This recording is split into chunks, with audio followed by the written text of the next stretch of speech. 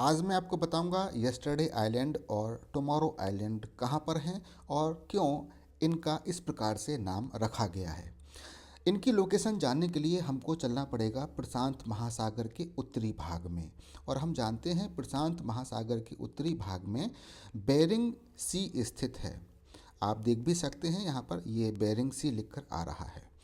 और ये जो राइट साइड वाला ये जो स्थलीय भाग है इसको कहा जाता है अलास्का, और अलास्का यूएसए का भाग है, जबकि लेफ़्ट साइड वाला स्थलीय भाग रसिया है। अगर हम यहाँ पर बीच में थोड़ा सा और जूम करें तो रसिया और यूएसए के बीच में एक जल संधि स्थित है जिसको कहा जाता है बेरिंग स्ट्रेट या बेरिंग जल संधि। थोड़ा सा और जूम अगर हम करते हैं तो आप देख रहे होंगे यहाँ पर बीच में दो आइलैंड्स स्थित हैं। ये जो बड़ा वाला आइलैंड है इसको कहा जाता है बिग डायोमेडा आइलैंड, और छोटे वाले आइलैंड को कहा जाता है लिटिल डायोमेडा आइलैंड।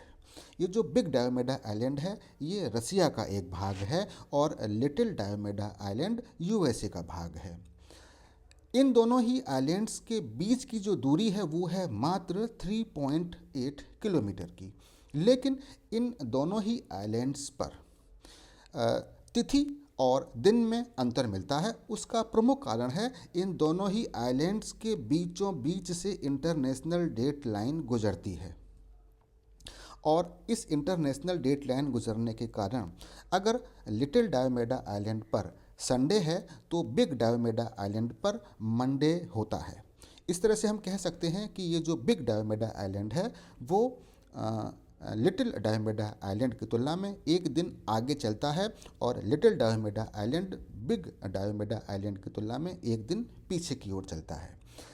तो इस तरीके से आपने जाना कि इन दोनों ही द्वीपों पर अलग अलग तिथि और अलग अलग दिन होता है।